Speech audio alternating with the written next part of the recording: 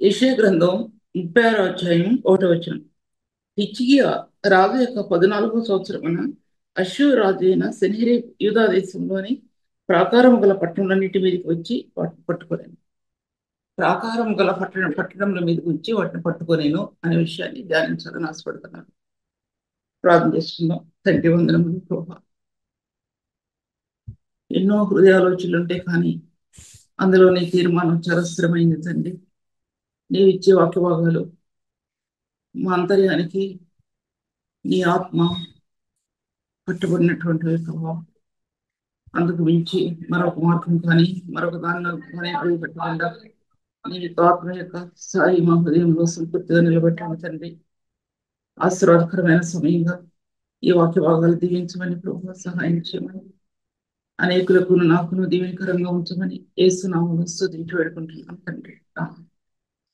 ఈ వాక్య భాగాల్లో చూసినట్లయితే ప్రాకారాలు గల పట్టణాలు అనే విషయం గురించి నేను మీతో మాట్లాడాలని తెలుస్తున్నాను. ప్రాకారాలు గల పట్టణాలు.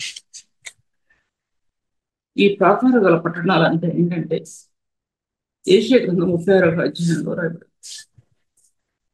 నెహెమ్యా గ్రంథంలో 1వ అధ్యాయంలో దాంట్లో కూడా నెహెమ్యా రాజు దగ్గరికి వచ్చినప్పుడు మా పితరుల సమాధుల ముందు పట్టణాలు ఏంటి పాడైపోకపోయినప్పుడు నేను ఎలానే సంతోషంగా ఉండగలను అంటాడు రాజు యొక్క. తర్వాత అతను రాజు దగ్గర పర్మిషన్ తీసి వెళ్ళినప్పుడు ముందు ప్రాకారాలు నిలిపినట్టు చూస్తాం. ఎజ్రా కానీ నెహెమ్యా కానీ వీరందరూ కూడా ముందు ప్రాకారాలు కట్టాలి. ఎందుకంటే ఎక్కడ కూడా ఆ ప్రాకారాలు దాటి దుష్టుడు అదేంటి ఆ యొక్క బిల్డింగ్ అది అటాక్ చేయకుండా ముందు ప్రాకారాలు కట్టాలి అని ఉద్దేశించుకుంటారు. మంచివైతే మనకు అర్థం ఉంది.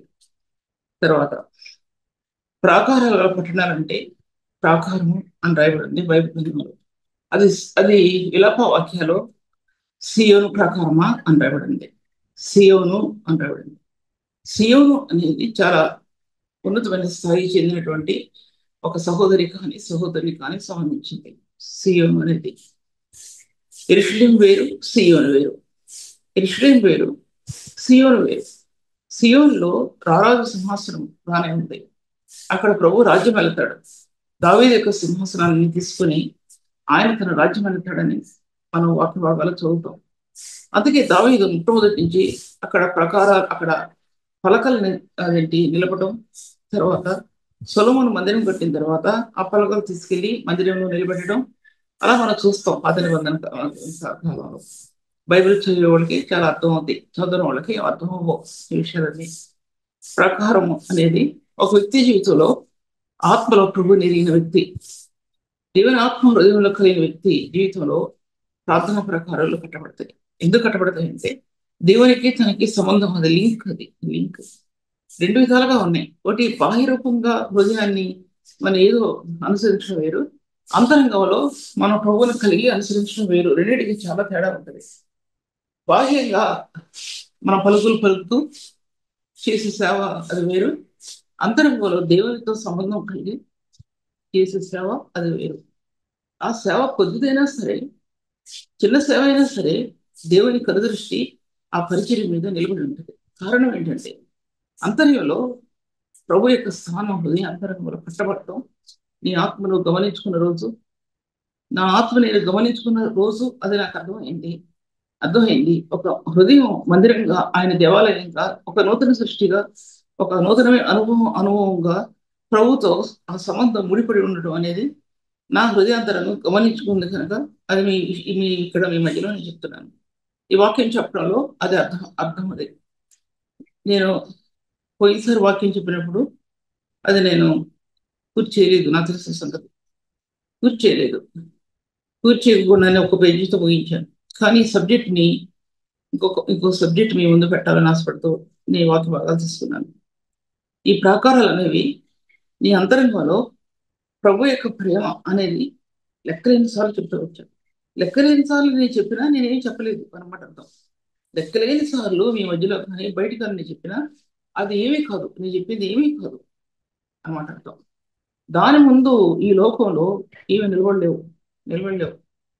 ఎంత నీ భర్త కానీ భార్య కానీ ఉన్నా, పిల్లలున్నా, ఆ ప్రేమ నీ హృదయంలో ఉంటేనే ఈ కుటుంబ వ్యవస్థని రాణించుకోగలరైతే రాణించుకోలేరు. పూర్వకాలంలో యూదా స్త్రీలు ఉన్నారంటే అపోజిట్ పౌలు తిమోతికి రాస్తూ అంటాడు, నీ అవ్వైన లోయలోను నీ తల్లి వివేకిలోను వసిస్తున్నటువంటి ఆ కన్నీరు నీ ఇందు ఉంది సుమా, ఆ జీవం నీ ఇందు ఉంది సుమా. ఆ తల్లిలో ఉన్నటువంటి ఆ జీవం, తల్లిలో ఉన్నటువంటి ఆ కన్నీరు, అవలో ఉన్నటువంటి ఆ కన్నీరు నీ నీ నీ హృదయంలో కూడా ఉంది కదా తిమోతి. దేవునికి నేను కృతజ్ఞతాస్తుతులు చెల్లిస్తున్నాను, ఎందుకంటే ఆ జీవం ఆ జీవం నీ నుంచి నా నుంచి పిల్ల తరములకు కూడా బయలుదేరటానికి అది ప్రభు మనకి చేయడం విషయం జ్ఞాపకం చేసుకోవాలి. ఈ లోక ప్రపంచంలో జీవిస్తున్న మనం చుట్టూ గందరగోళాలు, ఎన్నో విపరీతమైనటువంటి శబ్దాలు అంటే ఈ మామూలు శబ్దాలు అంటలేదు, చీకటి సంబంధమైనటువంటి ఆ యొక్క శబ్దాలు మన చెవులు వినపడుతుంటున్నప్పుడు మన హృదయాన్ని దేవుని తట్టు కాకుండా మరొక దాని తట్టు తిప్పడానికి దుష్టుని యొక్క ప్రయత్నాలు ఉంటున్నప్పుడు నీ అంతరంగంలో ఈ లోకాన్ని జయించిన విజయం మీ విశ్వాసమే అని సెలవిచ్చినటువంటి ప్రభు, నీలో ఉన్నవాడు లోకంలో ఉన్నవాని కంటే గొప్పవాడు అని చెప్పినటువంటి ప్రభు, ఆ ప్రభు యొక్క ఆత్మ హృదయంలో వీటన్నిటిని కూడా జయించడానికి శక్తివంతులుగా మనం చేశాడు. లేకపోతే మనం శక్తివంతులుగా నిలబడటానికి సాధ్యపరచబడదు అనే విషయం మాట్లాడుకుంటున్నాను. ప్రాకార గల పట్టణం సీయోను ప్రాకారమా అని పిలిచాడు. దీన్ని విలాప వాక్యం ఈమె రాసినటువంటి ఆ యొక్క విలాప వాక్యాలు, ఈమె గురించి కూడా మనం ఈమెలో ఎన్నో విషయాలు అందరూ రాయబడి ఉన్నాయి. విలాప వాక్యాలు ఏంటి అని రాస్తూ తన హృదయం యొక్క దుఃఖం, తన హృదయం యొక్క వేదనని ఆ విలాప వాక్యాల్లో పొందుపరిచాడు. దాంట్లో స్త్రీలు అనబడిన దానికి, సియోను అనబడిన దానికి, అది పురుషులైనా సారీ బ్రదర్స్ అయినా సిస్టర్స్ అయినా ఎవరైనా ఒకటే. సియోను అనే స్థానానికి వచ్చినప్పుడు ఇద్దట్లో ఎవరైనా ఒకటే. సియోను అనే స్థానం చాలా ఉన్నతమైన స్థాయిలో నిలబడినటువంటి వ్యక్తులు. సియోన్ అనేది ఇది ఇస్రాయేల్ కాదు, యెరూషలేం కాదు, సియోన్ అనేది ఒక ప్రత్యేక పరిశుద్ధులందరిలో వారు శ్రేష్ఠులు, పరిశుద్ధులందరిలో ఉన్నతమైన స్థాయిలో నిలబడిన వారు సియోన్లో ఉన్నటువంటి వారు. సియోను అనేది దేవుని గ్రంథంలో ఎన్నో చోట్ల రాయబడింది, ఇలా వాక్యాలు రాయబడింది, చాలా చోట్ల రాయబడింది. కానీ ఇప్పుడు సబ్జెక్ట్ అది కాదు కాబట్టి అది ఒక వాక్య భాగం మాత్రమే. ఆ సియోనులో ప్రభు తన సింహాసనం ఉంది కనుక ఒక హృదయం సియోను స్థానంలో కట్టబడినప్పుడు దేవుని యొక్క సింహాసనం ఆ హృదయం ఉంటుందండి. లేకపోతే సేవ చేయలేరు. సేవ చేయడం చాలా కష్టం. అన్నిట్లో కష్టమైంది ఏంటంటే సేవే కష్టం. ఏది కష్టం కాదు, సేవ ఒక్కటే కష్టం. చాలా కష్టతరంగా సేవను కొనసాగించాలి. అదే స్త్రీలు అయితే ఒక పక్క కుటుంబాన్ని చూసుకుంటూ, ఒక పక్క తాను చూసుకుంటూ ఈ సేవా పరిచర్యలో ఒక పక్క ప్రార్థిస్తూ, సంఘ వ్యవస్థ కోసం ప్రార్థిస్తూ, దేవుని సన్నిధిలో యథార్థంగా నిలబడటానికి స్త్రీలు ఎంత తాపత్రయపడతారంటే అంత తాపత్రయపడతారు. చిన్న మకిలి చిన్నది వచ్చిన దాంట్లో అది దేవుని నియమాన్ని అది నెరవేర్చలేదు అనే విషయం కూడా దేవుడు జ్ఞాపకం చేస్తున్నాడు. తర్వాత ఇదేంటి ఆ సియోను యొక్క ప్రాకారాలు అంటే ఆమె కన్నీరు లేక సంఘం యొక్క కన్నీరు దేంట్లో దాచిపెట్టబడిందంటే దావీదు చెప్తున్నట్టు నీ కవలిలో ఉంది ప్రభా, నీ కవలిలో ఉంది, నీ గ్రంథంలో ఉంది. ఎందుకంటే కన్నీటి ప్రార్థన యొక్క రహస్యం ఏంటంటే నేను అసలైన విషయం ఇంత మాట్లాడుతున్నాను, వేరే విషయాలు నాకు తెలియదు, ఒకటే విషయం మాట్లాడుతున్నాను. దేవునికి నీకున్న సంబంధంలో ఆ ప్రేమలో పుట్టేది కన్నీరు. దేవునికి నీకున్న ప్రేమలో ఆ కన్నీరు అక్కడ పుట్టింది, మరి ఎక్కడ పుట్టదు. ఈ లోక సంబంధమైన లౌకికమైన వాటిలో ఈ కన్నీరు వేరు, అంతరంగంలో దేవుని సన్నిధిలో నీకు ప్రభుకున్న ఆ యొక్క మధ్య ఉన్నటువంటి సంబంధంలో ఆ కన్నీటి ధరలు వేరు. అది దేవుని యాజకత్వాన్ని లో పొందినటువంటి ఆ కన్నీరు మరలా దేవుని యాజకత్వాన్ని తాగుతి లేదా ఎక్కడ కూడా తాకో, అది గ్రహించుకోగలగాలి. దేవుని యాజకత్వంలో తాగినప్పుడు నీ కన్నీరు దేవుని యొక్క మహిమను, యాజకత్వం యొక్క మహిమను కళ్ళారా చూడగలుగుతావు, లేదా చూడటానికి సాధ్యపరచబడదు. అది నీ ఆత్మకు బలమైనగా నిలబడుతుంది. ఒక్కోసారి మనం కార్చిన కన్నీరు కూడా అది దానికి కూడా సార్థకం కలగదు. కొన్నిసార్లు దానికి కూడా జవాబు రాదు. అది చాలా రేర్, అది చాలా రేర్ జరుగుద్ది. మన కార్చిన కన్నీరు ఏమైపోయింది అనుకుని దేవుని ప్రశ్నించిన దినాలు కూడా మనకుంటే అది చాలా రేరుగా జరుగుద్ది. కానీ ఆయన సమయం వచ్చినప్పుడు అది కూడా నెరవేర్చబడటం మనం చూడగలుగుతాం. ఎలా నెరవేరుస్తాడు దేవుడు. కాలాలు సమయాలు ఆయన చేతిలో ఉన్నాయి. ఈ లోకం ఆయన చేతిలో ఉంది, యుగాలు ఆయన చేతిలో ఉన్నాయి. ఆ లోకం పుట్టిన మొదలు ఇప్పటి వరకు రాబో కాలం వరకు సమస్తం ఆయన చేతుల్లో ఉంది. ఆయన చేతుల్లో యుగాలు నిలబడిపోయి ఉన్నాయి. జ్ఞాపకం చేసుకోవాల్సిందే.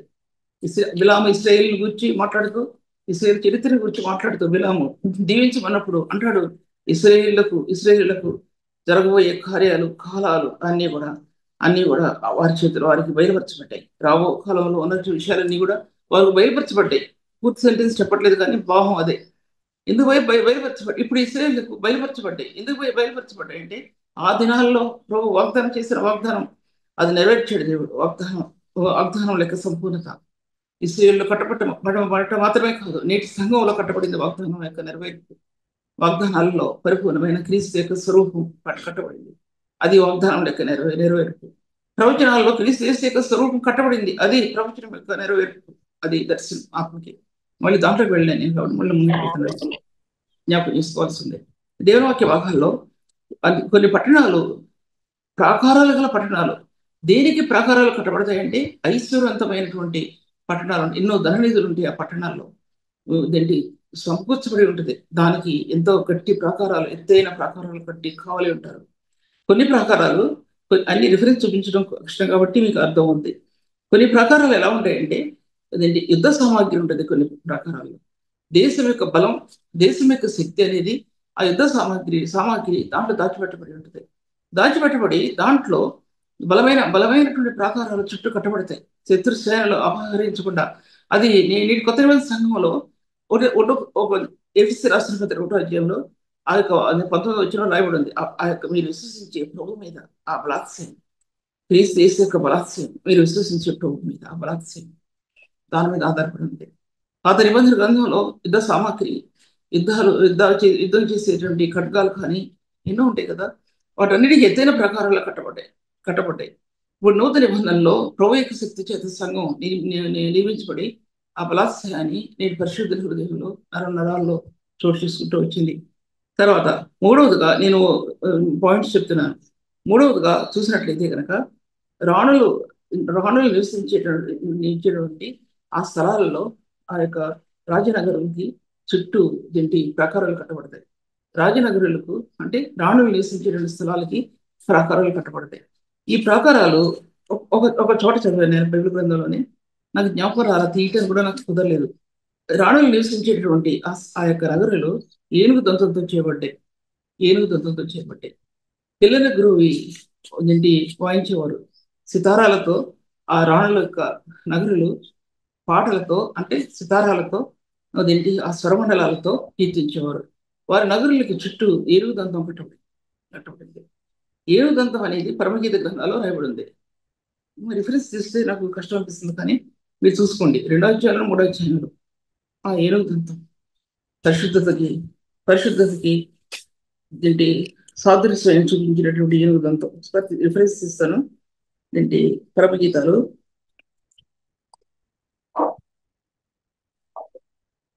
ఇలా అయిపోద్దనే టైం మధ్యలో గ్యాప్ ఇస్తానే నేను తీయను. పరమగీతాలు చూసినట్లయితే ఒక మాట రాయబడి ఉందండి దాంట్లో,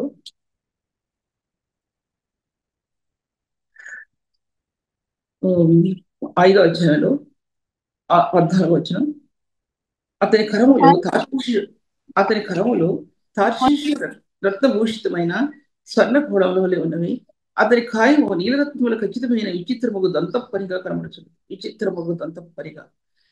ఆ విచిత్రముగు దంతప్పని అందులో ఆయన శరీరం అలా కనపడుతున్నప్పుడు అందులో నీలరత్నాలు చెక్కబడ్డాయి, విచిత్రమైన నీలరత్నాలు అందులో చెక్కబడ్డాయి అన్నమాట అర్థం అని చెక్కబడ్డాయి. అంత స్థానాలు దాంట్లో దాచిపెట్టబడ్డాయి అనే విషయం దాంట్లో చూపించబడింది. అంత అందమైన నగరులు దాంట్లో ప్రభు యొక్క ముఖం ఆ రాజమందిరంలో మరి ఏ సమయంలో తెలియదు, సొలొమోను కాలంలో కాదు, దావీదు కాలంలో కాదు, మరి అహాబు కాలంలోనో మరి ఏ కాలంలోనో నాకు తెలియదు. అంటే స్త్రీలు ఉన్నారంటే అలా ఉండేవాడు దాంట్లో.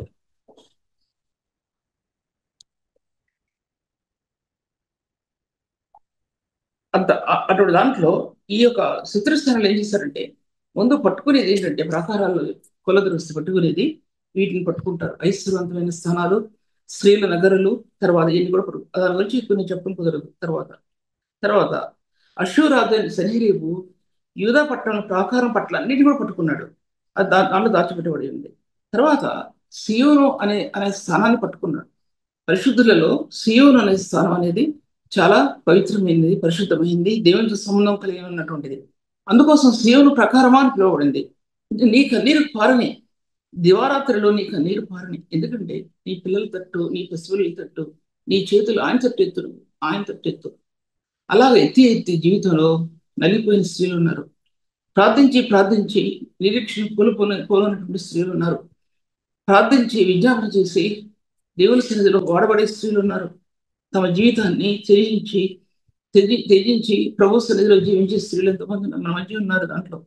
ఎందుకంటే కన్నీరు కార్చి, కన్నీరు కూడా ఇక లేక, కన్నీరు కూడా ఇంగిపోయి ఉన్నటువంటి వారు స్త్రీలు పరిశుద్ధ సన్నిధిలో నిలబడి ఉన్నారనే విషయాన్ని నేను మీతో మాట్లాడుకుంటున్నాను.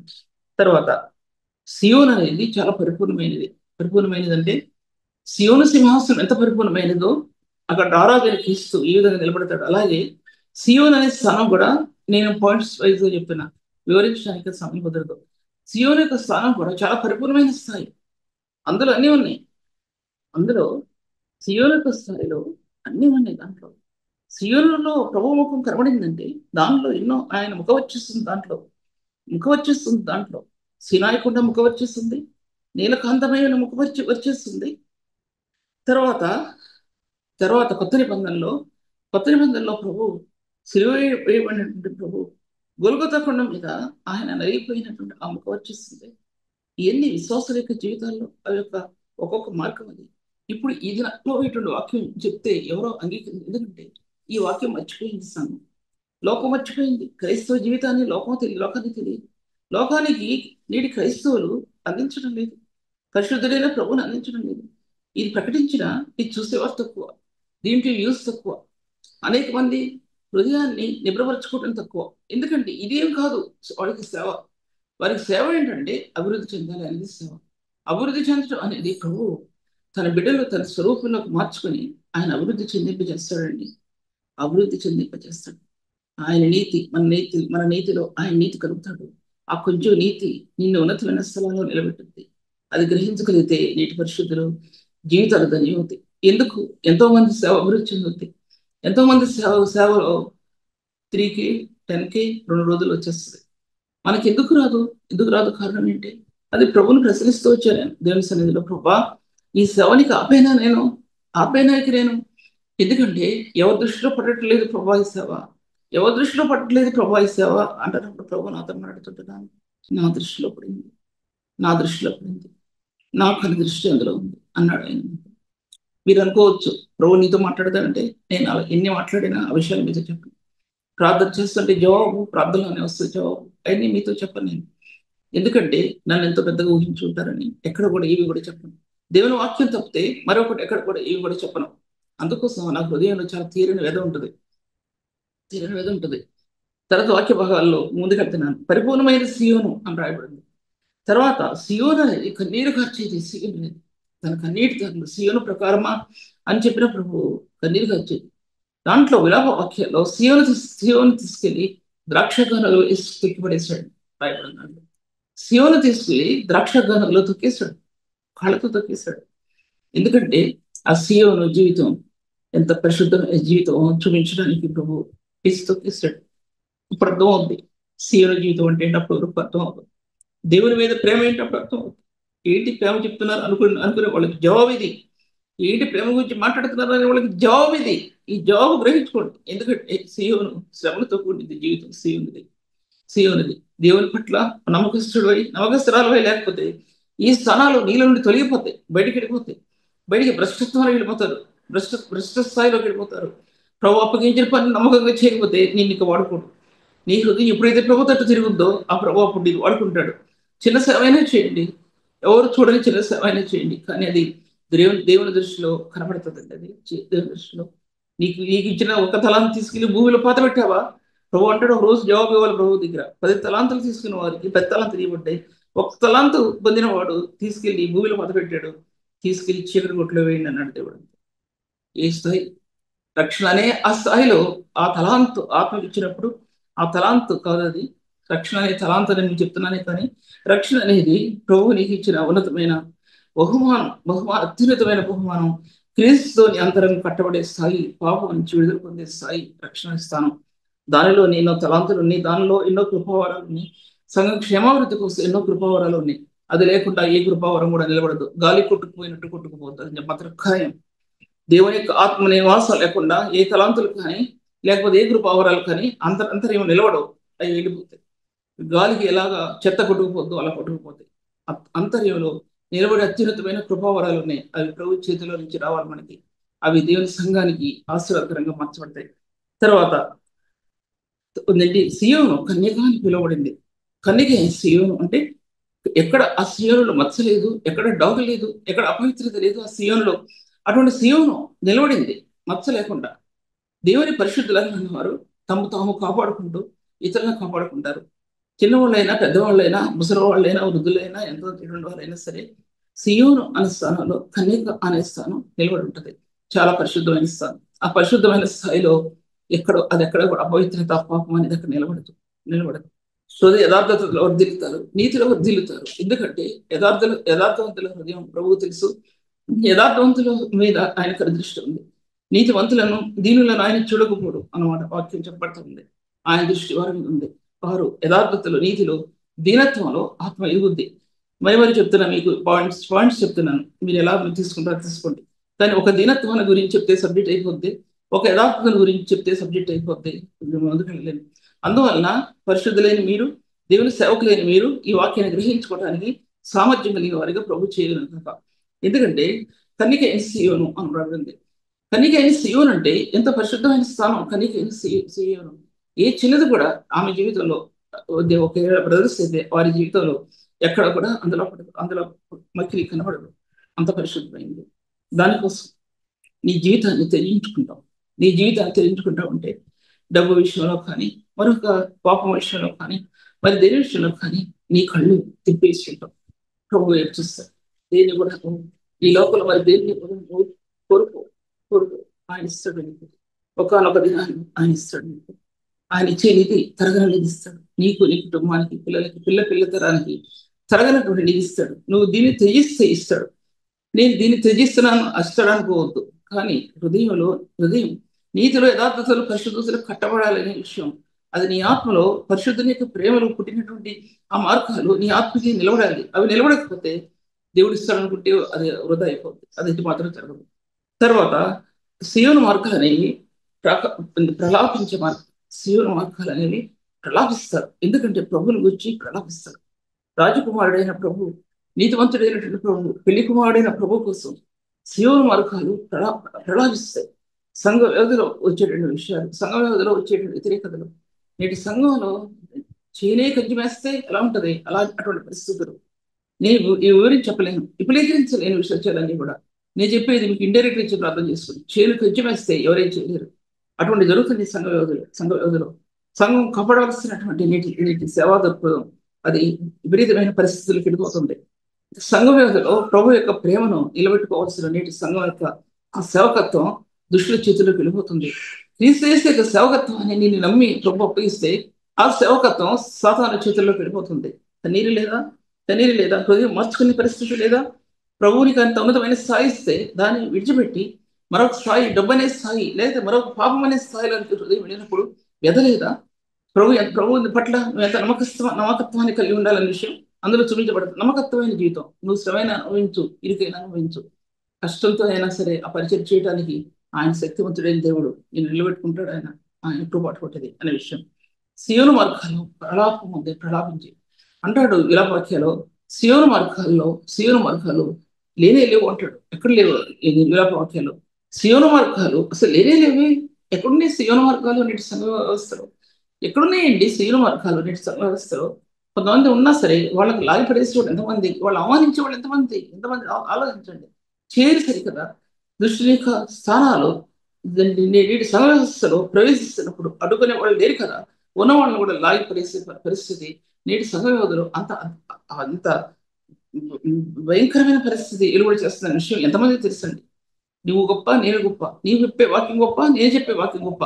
అందులోనే ఒక వ్యక్తి తర్జన పడుతున్నారే కానీ క్రీస్తు నియమాన్ని నెరవేర్చగలిగే సేవకులు ఎంతమంది ఉన్నారు? ప్రభు ఇచ్చిన ఈ పనిని మీ దేవుని సన్నిధిలో చాలా వినయంతో, భక్తితో నన్ను నేను కాపాడుకుంటూ చెప్తున్నానండి. నేను చెప్తున్నాను ఎందుకంటే నా హృదయం యొక్క పరిస్థితి ఒక దేవుడి తప్ప ఎవరు కూడా తెలియదు. ఆ విషయం కూడా మీ మధ్య మాట్లాడుతుంటున్నాను. సియోను మార్గాలు ప్రలాపిస్తాయి. ఎందుకు ప్రలాపిస్తాయి అంటే దానిలో సంచరించేవాడు ఎవడో లేడు. ఎవరు కూడా లేరు. విలాప వాక్యాల్లో మొదటి అధ్యాయంలో రాయబడింది. సియోను మార్గాలు ప్రలాపిస్తున్నాయి, ఏడుస్తున్నాయి. ఎందుకంటే అందులో సంచరించేవాడు ఎవరు కూడా లేడు, అందులో నివసించేవారు ఎవరూ లేరు. సియోనుతో కట్టబడవలసిన నేటి సంఘ వ్యవస్థ దేనితో కట్టబడుతుందనే ప్రశ్న సేవకులమైన మనం ఒకసారి యోచించుకోవాల్సి ఉంది. ఇంకా నేను ముందుకెళ్తున్నాను. సియోను మార్గం అనేది పరిశుద్ధులు క్రీస్తు యొక్క వేదనలోనికి ప్రవేశించే మార్గం సియోను మార్గం. అది యాజక మార్గం. క్రీస్తు యేసు యొక్క యాజక యాజకత్వం యొక్క విలువను గ్రహించే మార్గం ఏంటంటే సియోను మార్గం. సియోను మార్గం నిలబడకపోతే క్రీస్తు యేసు యొక్క యాజకత్వం అనేది, యాజక మహిమ అనేది ఆత్మలో నువ్వు గ్రహించలేవు, చూడలేరు ఎవరు కూడా. ఆ కన్నీటిలో క్రీస్తు యేసు యొక్క మహిమా స్వరూపి తన యాజకత్వాన్ని, యాజక మహిమను నీ ఆత్మను అందిస్తాడు. నువ్వు పడుకున్నా ఏడుస్తావు, కూర్చున్నా ఏడుస్తావు, నువ్వు ఏడవకూడదన్నా ఏడుస్తావు, కన్నెము నీళ్ళు రావకూడదు అనుకున్నా ఏడుస్తావు. అది నీ అంతరాత్మలో ప్రభు పెట్టినటువంటి ఆ ఉన్నతమైన స్థానాలు. ప్రాకారం గల పట్టణాలు, కీర్తన 37:20 ఏంటి? ప్రాకారం గల పట్టణములలో దేవుడు తన కృప కలుగును ఆజ్ఞాపించాడు. ప్రాకారాలు గల పట్టణాలలో దేవుడు తన కృప కలుగు రాసింది కీర్తనలో, రాసింది దావీదు రాసిన కీర్తన మనం చూడలేదు. కానీ ఎవరైనప్పటికీ కూడా దాంట్లో సియోను ప్రకారాల్లో కృప నిలబడి ఉంటుంది. అత్యున్నతమైన కృప, అత్యున్నతమైన కృప. ఆ కృపను రుచిస్తాం. సియోను ప్రకారంలో అత్యున్నతమైన కృప దాచిపెట్టబడుతుంది. ఆ కృప నువ్వు ఎరుగని కృప, నువ్వు తలంచని కృప సియోను ప్రకారంలో. అలా ఆ విధంగా అపోస్తలుల యోహాను ప్రకటన గ్రంథంలో ఆ స్థాయిలో మనం ఉండలేం. కానీ తెలుగు మాట చెప్తున్నాను. అందులో పద్మాస్తీపులో తను ఉన్నప్పుడు కడుపుకి తిండి లేదు, తాగటానికి నీరు లేదు, ఏమీ లేదు. అక్కడ నిలబడినప్పుడు చుట్టూ ఉన్నటువంటి పర్వతాలు, అగ్ని పర్వతాలు ప్రేలుతూ ఉంటున్నప్పుడు ఆ తాకిడికి ఎలా నిలబడగలిగాడో ఎవరు నిలబడగలుగుతారు? ఎవరు నిలబడలేరు. అటువంటి సమయంలో ప్రభు యొక్క మహిమ అనేది ఆయన అడ్డుకుంది. చుట్టూ మహిమ స్వరూపి బారులు తీర్చి ఆయన ఆ మహిమ అవసరాన్ని, ఆ మహిమలైన ఆ స్థానాలన్నీ అపోస్తలులైన యోహాను మీద కప్పారు. లేకపోతే అతను చనిపోయేవాడు. మహిమ స్వరూపి మనం చూచింది ఈ లోకంలో మట్టి స్వరూపిని క్రీస్తుని చూశాం, ఆత్మ అనుభవించింది. అనుభవించిన వ్యక్తి మహిమ స్వరూపైన క్రీస్తుని చూడగలుగుతాడు. చూడలేరు అంటే ఇంకా మట్టి క్రీస్తు నేను వెతకలేదు అనమాట. ఆయన తగ్గింపు జీవితాన్ని కానీ నువ్వు వెతకలేదు. ఫిలిప్పీ రాసిన పత్రిక 2వ అధ్యాయంలో ఆయన దేవుని స్వరూపం కలిగిన వాడేయండి, దేవునితో సమానంగా విడిచిపెట్టకూడని భాగ్యం ఎంచుకున్న లేదు. కానీ ఆయన దాసుని స్వరూపం ధరించుకొని తాను రిక్తంగా చేసుకున్నాడు. ఒక వ్యక్తి ఉన్నతమైన స్థాయిలో ఎదుగుతుంటే చుట్టూ ఉన్న వాళ్ళు ఎలా నేరం మోపి ఆ వ్యక్తి నేలను పడగలని చూస్తారే. వారి చేయుతనిచ్చే వారు ఎంతమంది ఉన్నారండి? ఒక్కడు కూడా కనబడడే. నాకు అర్థం కాదు. ఏ పరిశుద్ధుడు కనబడ్డే ఏమైపోయారు పరిశుద్ధులు? ఏమైపోయారండి పరిశుద్ధులు? ఒక వ్యక్తి పరిశుద్ధమైన సేవను జరిగిస్తుంటున్నప్పుడు వేదనతో, దుఃఖంతో, భారం భరిస్తూ సేవను చేస్తుంటున్నప్పుడు ఏ పరిశుద్ధుని హృదయంలో కూడా ఒక ఆదరణకరమైన మాట దొరకదే. ఆలోచించుకోవాలి. ఏ స్థాయిలో ఉన్నాం అనేది ఆలోచించుకోవాలి. దేవుని సన్నిధిలో సేవను ప్రోత్సాహపరచండి. పరిశుద్ధాత్మ చేత నింపబడిన సేవను ప్రోత్సాహపరచడానికి ఏ సేవకుడు కూడా ముందుకు రాడే. ఆలోచించుకోవాల్సింది. మీరందరూ కనుక సేవను ప్రోత్సాహపరిస్తే ఈ సేవ ఎన్నో స్థలాలకు వెళ్ళిపోయేది. మిమ్మల్ని అంటున్నాను, మీరు అనుకోవద్దు. ఎందుకంటే పరిశుద్ధమైన సేవ, దేవునికి దృష్టిలో ఉన్న సేవ ప్రతిఫలించడానికి చాలా కష్టతరమైనటువంటిది. కానీ క్రీస్తునందు ఉన్న నిరీక్షణ, విశ్వాసం ఇవి రెండు ఏకమై ఈ సేవని పునరుజ్జింపజేస్తాయి అనే విషయం నేను మీతో మాట్లాడుతున్నాను.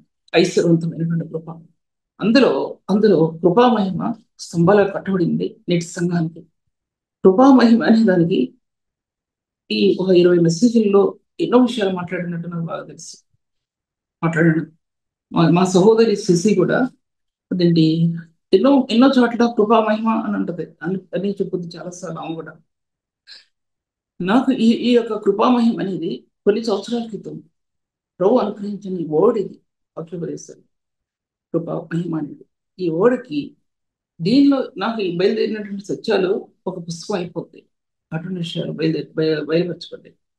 ఎందుకు ఒకసారి చెప్పింది ఒకసారి లేదు, ఒకసారి చెప్పింది ఒకసారి లేదు. అది కొత్త విషయాలు. కృపామహిమ ఎప్పుడైతే కృపతో నీ ఆత్మ కట్టుబడుతుందో, ప్రకారాలు తీర్చబడుతుందో, అందులో నీ సంఘానికి, నీ కుటుంబానికి కృపామహిమ అనే ధ్వజస్తంభం కట్టబడింది. పూర్వకాలం ఇశ్రాయేలు నడుస్తుంటున్నప్పుడు వెలుగు స్తంభం ఎలా కట్టబడిందో నేటి పరిశుద్ధ సంఘానికి కృపా మహిమ కలిగిన స్తంభం, కృప కలిగిన స్తంభం అనేది నేటి పరిశుద్ధ సంఘానికి కట్టబడింది. నేటి కొత్త నిబంధన సంఘం కృప నిలబడితే, పాత నిబంధన సంఘంలో ఆయన మహిమ నిలబడింది, ఆయన యొక్క వెలుగు నిలబడింది, అగ్ని వలె నిలబడింది. దాంట్లో ఆ విషయాలు నేను పూర్తి చేయలేను. నేటి కొత్త నిబంధన సంఘానికి ఆయనకు మరణం కృపగా నిలబడింది. ఆయన యొక్క ఎబ్రియు రాసిన పత్రిక 1వ అధ్యాయంలో ఆయన యొక్క మహిమ కృపా మహిమగా నిలబడింది. రెండో నిలబడ్డాయి. కృప భూమి దిగి వస్తే మహిమ పరలోకంగా నిలబడింది. ఈ ధ్వజ స్తంభాలు నేటి పరిశుద్ధులు కట్టబడ్డాయి. లేకపోతే వాక్యం విపులీకరించలేదు. ఇన్ని సంవత్సరాలు వాక్యం చెప్తున్నప్పుడు ఒకదాన్ని మించి ఒకటి చెప్పకుండా ఒకదాని మించి చెప్పలేదు. పరిశుద్ధులారా పరిచర్య చేయతనివ్వండి, పరిశుద్ధులారా పరిచర్య చేయతనివ్వండి. ఇస్తే దేవుని ఆశీర్వాదం మీ మీద నిలబడుతుంది అనే విషయం మీతో మాట్లాడుకుంటున్నాను. ఏ హృదయం అయితే విరిగిన హృదయం కలిగి ఉంటుందో, ఈ విరిగిన హృదయం కలిగి పశ్చాత్తాపంతో కలిగి ఉంటుందో హృదయం, ఆ హృదయంలో విరిగిన హృదయంలో ఆ బీటులు ఉంటాయి చూసారా, ఆ బీటులు అంటే కోయబడినటువంటి ఆ బీటులు అంటే దాని ఇంకో మాట నాకు తెలియదు. ఆ యొక్క విరిగిపోయినటువంటి ఆ హృదయం యొక్క సందుల్లో దేవుని ఆత్మ నేను ఓదార్స్తుంది. అది తప్పితే నేను ఓదార్చుకోలేవాడు ఎవరు. అది విరిగిన హృదయం. ఆ విరిగిన హృదయం రోమా 8వ అధ్యాయానికి చెప్పసక్యం కానీ మూలులతో ప్రార్థించి ఆ మార్గాలు అటువంటి మార్గాలు చెప్పసక్యం కానీ మూలులతో ప్రార్థించి ఆత్మ యొక్క స్థానాలు నేటి పరిశుద్ధ శిలువ కణజాలాలు నింపడానికి ఆ శక్తిలోకి నీ ఆత్మ ప్రవేశిస్తుంది. ఎన్ని కట్టుకథలు కాదు, ఎన్ని ఊహాజనికమైనవి కాదు, ఇవన్నీ ఎక్కడి నుంచో నేను చూసేవి కాదు, ఎక్కడి నుంచో తెచ్చి రాసుకున్నటువంటి కాదు. ప్రభు ఇచ్చినటువంటి తలంపులు మీ మధ్యలో పెడుతున్నా. ఎక్కడ కూడా నాకు ఎక్కడ వేరే చోట చదవటం కాదు, వేరే చోట బోధించిన విషయాలు నాకు కాదు. నా హృదయంలో దేవుని సన్నిధిలో ఇచ్చిన సత్యాలు మీ మధ్యలో పెడుతున్నా. అందుకంటే నేను మరి ఎక్కువ మీ మధ్యలో నేను చెప్పడం లేదు. కృప అనేది ప్రాకారాలు గల పట్టణాల్లో కృప నిలబడుతుంది. ప్రాకారాలు గల పట్టణంలో కృప నిలబడుతుంది. ఈ ప్రార్థనా ప్రకారాల్లో కృప నిలబడుతుంది. నీ వేదనతో కూడినటువంటి కృపా మార్గాల్లో ఆ యొక్క కృప నిలబడుతుంది. ఆ ప్రకారాల్లో నీ వేదనతో కూడినటువంటి ఆ స్థానాలు ప్రకారాలు కట్టబడితే నీ సంఘానికి నీకు అప్పుడు అందులో కృప నిలబడుతుంది. ఆ కృప ధ్వజస్తంభాన్ని కట్టదు. ఒక ధ్వజస్తంభం నీ సంఘంలో నిలబడితే ఒక ధ్వజస్తంభం పరలోక మహిమ నిలబడుతుంది. ఈ రెండింటికి రహదారి ఏంటి అంటే పరిశుద్ధులైన క్రీస్తు రక్తం రహదారి అంటే నువ్వు సంచరించే మార్గం. ఈ సంచరించే మార్గంలో నీ ఆత్మ దేవుని సన్నిధిలో తగ్గించుకున్నప్పుడు, నీ ఆత్మ దేవుని సన్నిధిలో విలపించినప్పుడు పాప ఉపదల ఉన్నప్పుడు పాప ఉపదల లేకుండా ఈ స్థానాలు ఆత్మలో లభిస్తాయని ఏ ఒక్కరు అనుకుంటానికి మనిషి అయిన తర్వాత ఈ లోకంలో రక్షించబడిన వ్యక్తి జీవితం గురించి మాట్లాడుతుంటున్నాను. పాపంలో జీవించే వ్యక్తి గురించి నేను మాట్లాడుతున్నాను లేదు. పాపంలో వ్యక్తి గురించి ఈ యొక్క జీవం కలిగిన ఈ స్థానాలు దొరకడం అనేది చాలా కష్టతరమైన విషయం. వాళ్ళు పరిశుద్ధులైతేనే తప్ప. పరిశుద్ధుల విషయంలో మీతో మాట్లాడుతున్నా.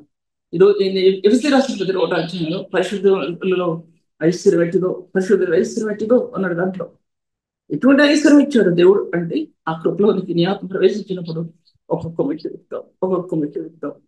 ఆ మహిమ కలిగిన స్థానాలు నీ ఆత్మ బయలుపరిచినప్పుడు ప్రభావ ఇదా నీ మహిమ కలిగిన స్థానం అందుకోసం రక్షణ మార్గం అనేది పునరుత్థాన మహిమతో కూడినటువంటిది, పునరుత్థానమేక శక్తితో కూడినటువంటిది, పునరుత్థాన జీవంతో కూడినటువంటిది. అందులో ఈ సంచరించే మార్గాల్లో ఆ మహిమ యొక్క స్థానాలు నీ ఆత్మలో మెరుస్తూ ఉంటాయి. నీ ఆత్మలో నీ గుండెల్లో మెరుస్తూ ఉంటాయి. అవి మెరుగది కాదు అర్థం, అది నీలో ప్రకాశిస్తాయి అనమాట అర్థం.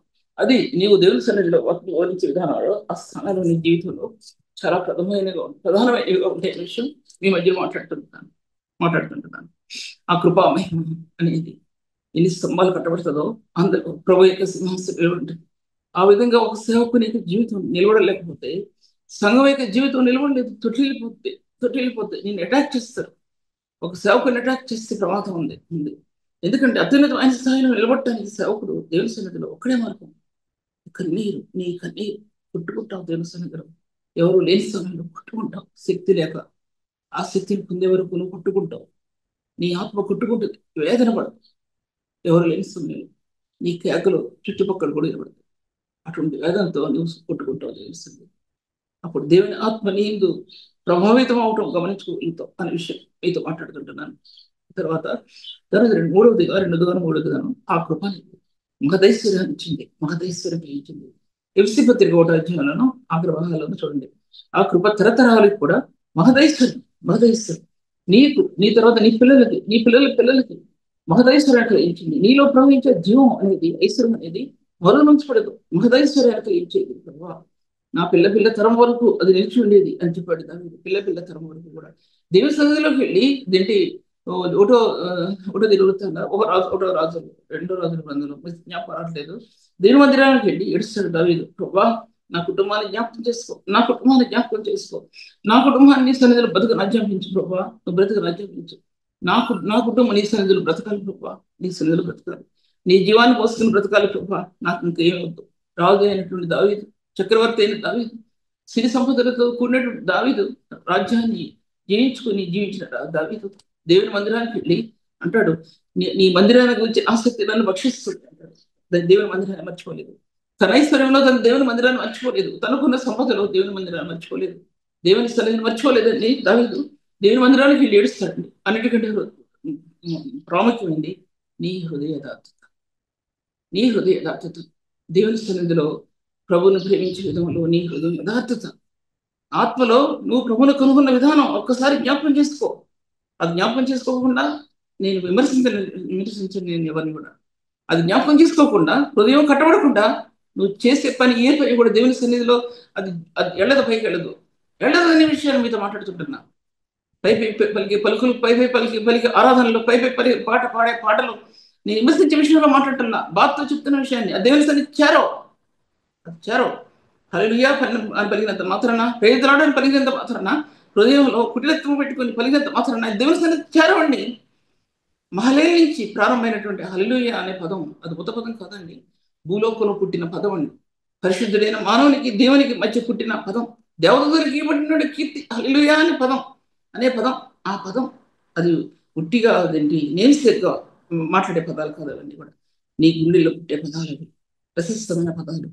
హల్లెలూయా అనే పదం అది ఆ మహలేలు పుట్టిన తర్వాత భూలోకంలో హల్లెలూయా అనే పదం ప్రారంభమైంది. విషయం మీరు జ్ఞాపకం చేసుకోవాలి. అటువంటి స్థానాలు ఇచ్చినప్పుడు ఏ స్థాయిలో దేవుని యొక్క నమూనాను మనం వాడుతున్నాం, ఏ స్థాయిలో దేవుని యొక్క నమూనాను వాడుతున్నామండి, అందులో క్వాలిటీ ఉందా? అందులో క్రీస్తు యేసు యొక్క శిలువ అనుభవం, నీలరత్నాలు ఖచ్చితమై చెక్కబడిన శిలువ యొక్క స్వరూపం, ఆ నమూనా నీవు చేసే పరిచర్యలో చెక్కబడిందా? అది చెక్కబడకుండా ఏ వరకు లక్షణ కుదరదు, కేకలు పెట్టి కూడా కుదరదు. ఆ కేకలు అరుపులు ఎవరికి ఉపయోగం ఉండదు. నీ గుండెలో పుట్టిన పరిశుద్ధుని ప్రేమలో పుట్టినటువంటి ఆ స్థానాలను కోల్పోయి అది లేకుండా ఏ పరిచయం చేసినా సరే దేవుని సన్నిధిలో అది నిలబడుతుంది. నేను చెప్పక తప్పదు. ప్రభు అప్పగించిన పరిచయంలో సత్యం ఏదో చెప్పాలి. ఏది సత్యమైందో, ఏది మాన్యమైనదో, ఏది రమ్యమైనదో, ఏది ఖ్యాతి కలిగినదో ఫిలిప్పీయుల రాసిన పత్రిక 6వ అధ్యాయంలో దాని మీద మీరు మనసు పెట్టండి, దాని మీద మీరు లక్ష్యం ఉంచండి అని ప్రభు చెప్పిన మాటల్ని మీకు జ్ఞాపకం చేస్తుంటున్నాను. ఆ కృప మహదైశ్వర్యాన్ని కలిగించిందండి సంఘానికి. ఎందుకు ఇచ్చాడంటే దేవుడు కృపామహిమను మనం ప్రకాశించడానికి కాదండి, దేవుని మహిమను ప్రభావితం చేయడానికి. దేవుని మహిమను ఆ ప్రేమ నువ్వు పాడినా, రాసినా, వాక్యం చెప్పినా, ఏం చేసినా ఆ మహిమ నీలో నుండి ప్రకాశించాలి. అది మన ధ్యేయమే ఉండాలి, మరొకటి కాదండి. అది ధ్యేయం. ప్రభు ఇచ్చిన తలాంతో దేవుని మహిమ కోసం వాడబడకపోతే అది తీసివేయబడుతుంది అనే విషయం బైబిల్ చెప్తుంది. అది తీసివేయబడుతుందండి. ఎట్టి పరిస్థితుల్లో వారికి ఇవ్వబడదు, ఉన్నది కూడా తీసివేస్తాడు దేవుడు. తర్వాత ఏ స్థాయిలో ఉన్నాం, ఎన్ని విషయాలు మీకు నాకు తెలిసినప్పటికీ కూడా అవి నేను చెప్పడానికి కుదరదు అనే విషయం. కుదరదు కొన్ని విషయాలు కుదరదు చెప్పడం అంటే చాలా మంది హర్ట్ అయ్యే ప్రమాదం ఉంది నేను చెప్పే విషయాలు. అందుకోసం సంఘం యొక్క ప్రార్థన మరొకటి ఏంటంటే, ఒకటి ఏం చెప్పాను, ఎత్తైన ప్రకారాల్లో కృప దాచిపెట్టబడింది, ఎత్తైన ఆ ప్రకారాల్లో ఐశ్వర్యవంతమైన కృప దాచిపెట్టబడింది, కృపామహిమ దాచిపెట్టబడి ఉంది. సంఘం యొక్క ఆ యొక్క ప్రాకారాల్లో ప్రార్థన దాచిపెట్టబడింది. ప్రార్థన అనేది దాచిపెట్టింది.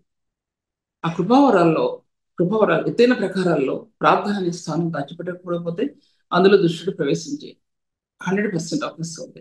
1% కాదు, దుష్టుడు ప్రవేశించే అవకాశం ఉంది. నేటి సంఘ వ్యవధిలో పరిశుద్ధ స్థానాలు ప్రకాశించట్లేదంటే ప్రార్థన అనే స్థానాన్ని కోల్పోతున్నారు. ప్రార్థన నేను వివరిస్తే కుదరదు, విషయం వివరిస్తే కుదరదు. అందుకోసం చాలా మంది హర్ట్ అవుతారని చెప్తున్నాను. వివరిస్తే కుదరదు. ప్రభు బయలుపరిచిన కొన్ని సత్యాలు మీకే బయలుపరిచాడా, మాకు బయలుపరచలేదంటే మీకు కూడా బయలుపరుస్తాడు దేవుడు. ఎవరు ఆత్మీయ అంతస్తుని బట్టి వారికి అంత బయలుపరుస్తాడు. నా ఆత్మీయ అంతస్తుని బట్టి దేవుడు అంత బయలుపరుస్తాడు. నీ ఆత్మీయ అంతస్తుని బట్టి దేవుడు అంత బయలుపరుస్తాడండి. ఒక చిన్న సేవకుడిలో ఎన్నో కృపవరాలు కలిగినటువంటి జీవితం ఉండొచ్చు. ఒక చిన్న సేవకునిలో ఎంతో ఆత్మీయ స్థితిని కనబరిచే ఆ సేవకత్వం ఆ వ్యక్తిలో ఏమి ఉండొచ్చు. మరలా చూడండి, 2 సంవత్సరాలకి ఆ వ్యక్తి అలా ఉన్నాడు. ఆ వ్యక్తి ఎలా ఉన్నాడు. ఆత్మీయ వరాలు ఎలా తీర్చిదిద్దబడ్డాయో అవి ప్రకాశిస్తాయి. అతని జీవితాన్ని ప్రకాశింపజేస్తాయండి. అతని సొంత లాభం కోసం వాడుకుంటే, తన సొంత ఘనత కోసం వాడుకుంటే అవి మాత్రం ప్రకాశించవలసిన విషయాన్ని నేను మీతో మాట్లాడుతుంటున్నాను. తర్వాత సంఘం యొక్క ప్రకారాల్లో ప్రార్థన, విలువైన ప్రార్థన నిలబడి ఉందండి. అది పరిశుద్ధుల యొక్క ప్రార్థన ఎక్కడ నిలబడిందో నాకు తెలియదు. అది పరిశుద్ధుల యొక్క ప్రార్థన ఎక్కడ నిలబడిందో, ఎక్కడ రాయబడిందో నాకు జ్ఞాపకం రావట్లేదు. అవి పరిశుద్ధుల ప్రార్థన. ఆ పరిశుద్ధుల ప్రార్థనలో మన హృదయం ఏకమైందండి. మన హృదయం ఏకమైందా? ఎవరికి వాళ్ళే గొప్ప వాళ్ళగా తలిస్తే తగ్గించుకునే దేవుడు. ప్రతి సేవకుడి దగ్గర నుంచి చిన్న వ్యక్తి వరకు నాకంటే గొప్ప వాడేవాడు లేను అనుకుంటే తగ్గించుకునే దేవుడు అండి. దేవుడు తను తాను తగ్గించుకున్న వారిలో ఘనత చెందుతాడు. ఆయనకి ఘనత లేకపోతే అందరూ గొప్ప గొప్ప వాళ్ళగా చలామణి అయితే దేవుని స్థానం దేనికి సంఘ వ్యవధిలో ఎక్కడ నిలబడుతుందండి? ఎక్కడ నిలబడుతుంది? సేవకురాలనే స్థానాల్లో దేవుని మహిమ ప్రజ్వరిల్లకపోతే సంఘ వ్యవధిలో ఆ మహిమ ఎలా ప్రజ్వరిల్లుతుంది అనే విషయాన్ని నేను మీతో మాట్లాడుతుంటున్నాను. దీని వాక్య విభాగాలలో చూసినట్లయితే ప్రాకారాలలో పట్టణాలలో ప్రార్థన ఇస్తాడు. దుష్టుడు ముందు మన ప్రార్థన ఇస్తాడని పట్టుకుంటాడండి సాతానుడు. సంఘంలో ప్రవేశించి ప్రార్థన చేసే వారిని చేయనివ్వక, కొంతమంది ప్రార్థన చేయక చేసేవారిని చేయనీయక, ప్రార్థన చేసే వారిలో ఈ ఘనత వారి సహించక, లేకపోతే సమయం ఎక్కువ తీసుకున్నారో అని అనుకుని ఒక 2 నిమిషాలు ఎక్కువ తీసుకుంటే, లేదా ఒక 5 నిమిషాలు ఎక్కువ తీసుకుంటే వాళ్ళని తులనాడే వాళ్ళు ఎంతమంది ఉంటారు. ప్రార్థన ఐశ్వర్యం మీ నుంచే ప్రారంభమవుతుందా అనేవాళ్ళు ఎంతమంది ఉంటారు. అది గ్రహించలేని దుస్థితి ఎందుకు దుస్థితి? వాడి జీవిత విధానాల్లో దేవుని మహిమను కనుగొనలేని స్థితి. దేవుని మహిమను కనుగొనలేని స్థితి. పూర్వకాలంలో ఉన్నటువంటి ఆ ప్రార్థన ఐశ్వర్యం నేటి సంఘం వ్యవధిలో ఎందుకు గాదులు నిర్జీవమైపోయాయి. కొట్లు ఎందుకు నిర్జీవమైపోయాయి? దావీదు మహారాజు 124 కీర్తనలో అన్నాడు. ఆ గాదులు ఎలా ఉన్నాయి? ఆ యొక్క మా స్త్రీలు నగరానికి చెక్కిన మూలకంబాల్లో ఉన్నారని చెప్పి మా యొక్క గాదులు నింపబడి ఉన్నాయి, ధనయాదులతో నింపబడి ఉన్నాయి. నేటి సంఘం యొక్క గాదులు ఎందుకు ధనధాన్యాలతో నింపటం లేదు? ఐశ్వర్యంతో కృపావరాలతో నింపటం లేదు? ఎందుకు దేవుని మహిమను చూడలేనటువంటి పరిస్థితి ఎందుకు ఏర్పడింది అంటే కరువు వచ్చిందండి. భయంకరమైన కరువు. అది పరిశుద్ధుల్లో వచ్చింది, పాపాత్మలో కాదు. పాపాత్మలు పాపాన్ని తాగుతారు, కానీ పరిశుద్ధుల్లో ఆ కరువు వచ్చిందండి. భయంకరమైన కరువు. ఆ కరువు వచ్చి వాక్యం రాటల్లా, వాక్యం చెప్పటల్లా. నేటి సంఘాల్లో వాక్యం చెప్తే గొడవలే. ఒక వ్యక్తి వాక్యం చెప్తే గొడవలే. ఒక వ్యక్తి వాక్యం చెప్తే సంఘాన్ని మీద అటాక్ చేయటమే, పరిశుద్ధుల మీద అటాక్ చేయటమే. ఆ స్థాయి మర్చిపోయి తమ్ము తాము తగ్గించుకుంటే ఎంత బాగుంటుందండి? తమ్ము తాము తగ్గించుకుంటే ఎంత బాగుంటుంది? ప్రభా, దీని జరిగిన దానికి కారణం నాలోనే ఉందని అనుకుంటే ఒక సేవకుడు జీవిత విధానాల్లో ఎంత మార్పు ఉంటుంది, సంఘంలో ఎంత మార్పు ఉంటుందని. సంఘం దాసోహం చేయబడుతుంది, పాదాల మీద పడిపోతుంది ఆ తగ్గింపు జీవితం ఉంటే అనే విషయం ప్రభువు నాకు బోధించిన విధానంలో చాలా ప్రధానమైనటువంటిది. ఆ ప్రార్థనా ప్రకారాలు సంఘంలో స్తంభాలుగా కట్టబడాలండి. ప్రార్థనా ప్రకారాలు సంఘంలో కట్టబడితేనే మహిమ ప్రభావం ఆ సంఘంలో నిలబడుతుందండి. రారాజు యొక్క మహిమ ఈ ప్రార్థనా ప్రకారాల్లో నిలబడుతుందండి. ఆ సంపద నిలబడుతుంది, ఐశ్వర్యవంతమైన సంపద అందులో నిలబడుతుంది. నేను గబో వెళ్ళిపోతున్నాను, అవ్వలేదు, నాకు ఏం అవ్వలేదు. తర్వాత యెషయా గ్రంథంలో 37వ అధ్యాయంలో హిజ్కియా ప్రార్థన చేస్తాడండి. తర్వాత ఆ రాజు తన మీదకి వచ్చి ఈ ప్రాకారాలు అన్ని పట్టుకున్నప్పుడు హిజ్కియా 37వ అధ్యాయంలో ప్రార్థన చేస్తాడు. ఏంటంటే హిజ్కియా విని 37వ అధ్యాయం 1-2 వచ్చిన తన బట్టలు చింపుకొని గోనెబట్ట కొట్టుకుని యెహోవా మందిరంలో పోయి గృహ నిర్వాహకుడు ఎలియాకీమును, శాస్త్రియకు షెబ్నాను, యాజకుల పెద్దలను, ఆమోజు కుమారుడు ప్రవక్త యెషయా యొద్దకు పంపాను. మొట్టమొదటిగా ఆ రాజు చేశాడంటే గోనెబట్ట కట్టుకున్నాడు. బట్టలు చింపుకొని గోనెబట్ట కట్టుకున్న విధానం అనేది చాలా అధమమైంది. అది చాలా ఆఖరిది గోనెబట్ట కట్టుకుని. పూర్వకాలం ముందు ప్రవక్తలు దీన్ని ఎస్తేరు పిరచండి మద్దకే కానీ ఎజ్రా కానీ నెహెమియా కానీ వీళ్ళందరూ కూడా గోనబట్ట కట్టుకోవడం అంటే ఏరియా కానీ గోనబట్ట కట్టుకోవడం అంటే అసలు అర్థమైంది. గోనబట్ట కట్టుకోవడం ఒక నారతో చేయమన్నటువంటి గోనబట్ట అది అది ఆ, సామాన్యంగా అది గోనె సంచులకి ఉపయోగపడుతుంది. అది మనుషులు కట్టుకోవటానికి ఉపయోగపడదు. అటువంటి గోనెపట్ట కట్టుకోవటం అంటే ఇంకా బూడిదే అనమాట సమస్తం. ఏమీ లేదు మన జీవితంలోకి ఏమి మిగలన. మన జీవితంలో ఏది మిగలేదు ఇంకా అనేది పరిశుద్ధుల జీవితాల్లో చాలాసార్లు కట్టుకుంటారు గోనెపట్ట. కట్టుకోకపోయినా కట్టుకుంటారు, ఆత్మలో కట్టుకుంటారు. ఏ చూసినా నిర్జీవత్వమే, ఏ చూసినా నిర్జీవత్వమే. కుటుంబం చూస్తే నిర్జీవత్వమే, మన జీవితం చూస్తే నిర్జీవత్వమే. ఎక్కడ చూసినా నిర్జీవమే, ఎక్కడ చూసినా బూడిదే. బూడిదే కనపడుతుంది చాలాసార్లు. అటువంటి శ్రమల్లో నిమగ్నం అయిపోయే విశ్వాసం ఉన్నారు. అటువంటి సమయంలో అక్కడి ఇంకిపోయి మనుషులు శల్యమైపోయి ఏ దుఃఖాన రాక ఎందుకు పనికి రాక ఒక్క ప్రభువుని బట్టి ధైర్యం తెచ్చుకొని, దేవుని బట్టి ధైర్యం తెచ్చుకొని ఆ గోనె పట్టు కట్టుకున్న వ్యక్తులు తమ బట్టలు చింపుకున్నటువంటి వారు, తమ హృదయాన్ని చింపుకున్నటువంటి వారు దేవుని సన్నిధిలో వేదన పడేవారు. ఆ వేదనకి అంతు లేదు, అంతు లేదు. ఆ వేదనకి అంతు లేదండి, అంతు లేని వేదన. అటువంటి ఎంతమంది ఉన్నారండి, ఎంతమంది ఉన్నారు గోనె పట్ట కట్టుకొని అని ఇచ్చికి రాశాడు. 30 రాయబడిందంటే యెషయా యొద్దకు పంపిస్తాడు. అప్పుడు ప్రభు అంటాడు, హిజ్కియా ప్రార్థన విన్నాను, హిజ్కియా ప్రార్థన విన్నాను. అతను నన్ను నా సన్నిధిలో తగ్గించుకున్న విధానాన్ని నేను ఒకసారి చూశాను. తగ్గించుకున్న విధానం చూశాను. అలా తగ్గించుకున్నాం ఒకసారి తగ్గించుకున్నామండి. అంతరంగంలోనూ తగ్గించుకుంటే బాహ్యంగా తగ్గించుకుంటాం. అంతరంగంలో తగ్గించుకుంటే సంఘంలో తగ్గించుకుంటాం. అంతరంగంలో తగ్గించుకోకపోతే సంఘంలో కపటమైన మాటలు కుదరదు. అంతరంగంలో తగ్గించుకోకపోతే, కన్నీరు ఖర్చకపోతే దేవుని సన్నిధిలో నిలబడి ఉంటుంటే కన్నీరు కుదరవు. అది యథార్థమైనవి కావు. స్వరాలు మార్చి మాట్లాడటం అవి యథార్థమైనటువంటి జీవిత విధానం కాదు. నీ గుండె పగిలిపోద్ది. ఎవరున్నారని చూడవు, పక్కన ఎవరున్నారని చూడవు, అది తెలియదు కదా. పక్కన ఇంతమంది ఉన్నారని కూడా చూడవు, నీ గుండెలు పగిలిపోతాయి. యథార్థమైన జీవితంలో అటువంటి స్థానాలు ఎన్నిసార్లు మనం నిలబడి ఉన్నామండి. ఎన్నిసార్లు మనం నిలబడి ఉన్నాం ఒకసారి ఆలోచించుకోవాల్సిన విషయం. సమయం అయిపోతుంది కదా, సమయం అయిపోతుంది కాబట్టి నేను ముగించాల్సి వస్తుంది 5 నిమిషాల్లో. ఈ వాక్యం మళ్ళీ మళ్ళీ మళ్ళీ పంచుకుంటాను, ఎందుకంటే సహజపరచబట్టలేదు, సహజపరచబట్టాల. తర్వాత ఏషియా 37 22 సూచన చూడండి. దానిలో రాయబడి ఉంది, యెహోవా సెలవిచ్చినది ఏమనగా, అష్షూరు రాజైన సన్హెరీబు విషయమందు నీవు నా ఎదుట ప్రార్థన చేస్తే అన్నాడు. అష్షూరు రాజు ఎదుట ఆ విషయాల గురించి నువ్వు నా ఎదుట ప్రార్థన చేస్తే అన్నాడు. నువ్వు నా ఎదుట ప్రార్థన చేస్తావు కదా, చూడు అన్నాడు దాంట్లో. తర్వాత రెండవది ఏంటంటే, సియోను కుమారి అయిన కన్యక నేను దూషణ చేయుచున్నది, ఆమె నేను అపహాస్యం చేయుచున్నది. యెరూషలేము కుమారు నేను గూర్చి తల ఊర్చున్నది. దాంట్లో ఆ విషయాలు ఇప్పుడు చెప్పడం టైం సరిపోదు కాబట్టి వచ్చే వారిని చెప్తాను విషయాలన్నీ కూడా.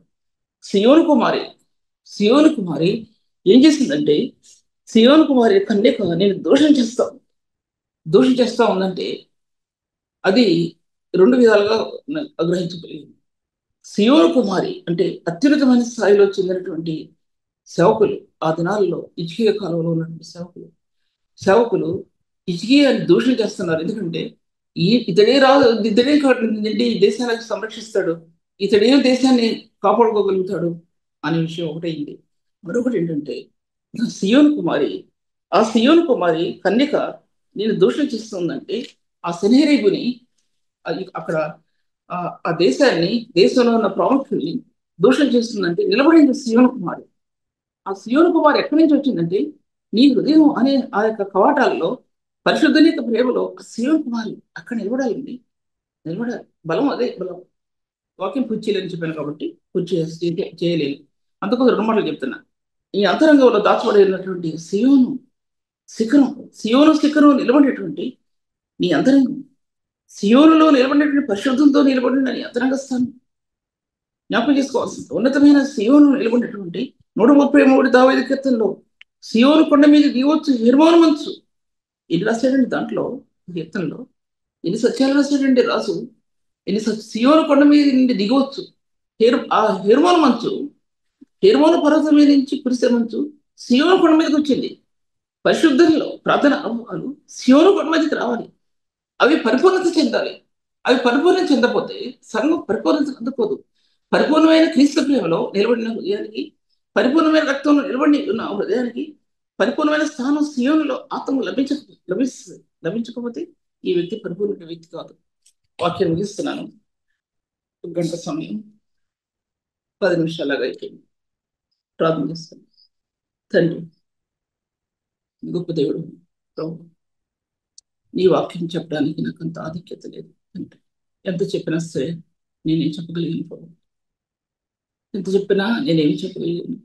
పరిశుద్ధులైన నీ యొక్క స్వరూపం ఎదుట నా అంతరంగం ఎంత సాగిపడినా కొంచెం ప్రభు, నా బలహీనతను బట్టి అది కొంచెమే తండ్రి. మీరు లేవనెత్తి మీరు సహాయం చేయకపోతే నేను కూడా లేను ప్రభు. ప్రభు, ఈ పరిశుద్ధమైన పరిచర్యను తుదముట్టించు. నీ అగ్ని చేత తుదముట్టిస్తేనే అనేక హృదయాల్లో నీ అగ్ని రాచుకుంటున్నట్టు. లేకపోతే ఈ లోకమనే భ్రమలో, ఈ పాపం అనే భ్రమలో చిక్కుపోయి పెట్టలు చిక్కున్నట్టు వలలో, పావురాళ్ళు వలలో చిక్కున్నట్టు ఈ బయటికి రాలేక ఉన్నటువంటి స్థాయిలు ఎంతమంది ఉన్నారు ప్రభా. నీ అగ్ని రాజేస్తే ఆ వలలన్నీ కాల్చేయబడతాయి ప్రభు. పరిశుద్ధులలో నీ జయధ్వని విజయధ్వని ప్రకాశిస్తుంది. వారి కంఠస్వరం విజయంతో కూడినటువంటి గీతములతో కూడినటువంటిది ప్రభా. అటువంటి స్థానాలను పరిశుద్ధరించు. ఎంతమంది లోనైపోయారు, నీ పరిచర్యను విడిచిపెట్టి ఎంతమంది పాప స్థితికి లోబడిపోయారు ప్రభా.